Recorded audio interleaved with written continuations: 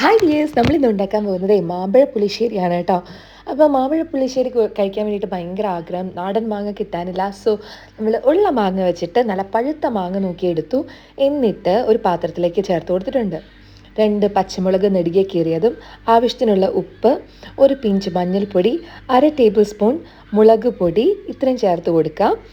എന്നിട്ട് നമുക്കതിലേക്ക് ഒരല്പം മധുരം ഇച്ചിരി കൂടി കൂടുതലാവാൻ വേണ്ടിയിട്ട് ശർക്കര പൊടി ചേർത്ത് കൊടുത്തിട്ടുണ്ട്. ശർക്കര പൊടി ഇല്ലെങ്കിൽ ശർക്കര ചേർത്ത് കൊടുക്കാം, അതും ഇല്ലെങ്കിൽ പഞ്ചസാര ചേർത്ത് കൊടുത്താൽ മതിയാവും. ആവശ്യത്തിന് വെള്ളം ഒഴിച്ചു കൊടുക്കാം. നന്നായിട്ട് ഇതൊന്ന് മിക്സ് ചെയ്ത് യോജിപ്പിക്കുക. അതിനുശേഷം ഒരു 10 മിനിറ്റ് അടച്ചു വെച്ച് വേവിച്ച് കഴിഞ്ഞാലേ മാങ്ങ നന്നായിട്ട് വെന്ത് കിട്ടും കേട്ടോ. അപ്പോൾ നമുക്ക് അടച്ചു വെച്ചിട്ട് വേവിക്കാം. വെന്ത് കഴിഞ്ഞപ്പോൾ ദേ തുറന്നതാണിത്. ഇനി നമുക്ക് ഒരു തേങ്ങാക്കൂട്ട് റെഡിയാക്കണം. അപ്പോൾ അതിന് വേണ്ടിയിട്ട് ഒരു ചെറിയ കപ്പ് തേങ്ങ എടുത്തു, 1 ടേബിൾ സ്പൂൺ നല്ല ജീരകം ചേർത്ത് കൊടുത്തു, മഞ്ഞൾപ്പൊടി ഒരു പിഞ്ച് ചേർത്തിട്ട് വെള്ളം കൂടി ഒഴിച്ച് നന്നായിട്ട് പേസ്റ്റായിട്ട് അരച്ചെടുത്തു.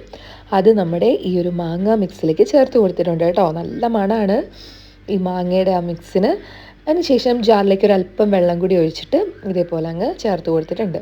നല്ലതായിട്ടൊന്ന് ഇളക്കി യോജിപ്പിച്ച് നന്നായിട്ട് തിള വരണം. തിള വന്നതിന് ശേഷം മാത്രം നമ്മൾ ഇതിലേക്ക് തൈര് ചേർത്ത് കൊടുക്കാം കേട്ടോ. തൈരും ജാറിലൊന്ന് മിക്സ് ചെയ്തെടുക്കുകയാണെങ്കിൽ നല്ലതായിരിക്കും. ഒന്ന് മിക്സ് ചെയ്തെടുത്തു. എന്നിട്ട് തൈര് ഒഴിച്ച് കൊടുത്തിട്ടുണ്ട്. തൈരൊന്ന് മിക്സ് ആക്കി കൊടുത്തതിന് ശേഷം ഞാൻ ഫ്ലെയിം ഓഫാക്കി.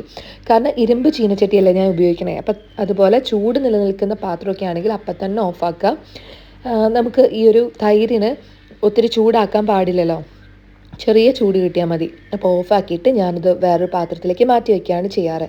കാരണം എന്താണെന്ന് വെച്ച് കഴിഞ്ഞാൽ ഇരുമ്പ് ചീനച്ചട്ടി ആയതുകൊണ്ട് ഒത്തിരി നേരം ഇങ്ങനത്തെ കറികളൊക്കെ വെച്ച് കഴിഞ്ഞാൽ ടേസ്റ്റ് മാറാനായിട്ട് സാധ്യതയുണ്ട്. അപ്പോൾ അതുകൊണ്ട് പാത്രത്തിലേക്ക് മാറ്റി അതിന് ശേഷം കടുകും അതുപോലെ ഉണക്കമുളകും കറി ലീവ്സും കൂടി വറുത്ത് ചേർത്ത് കൊടുത്തു കേട്ടോ.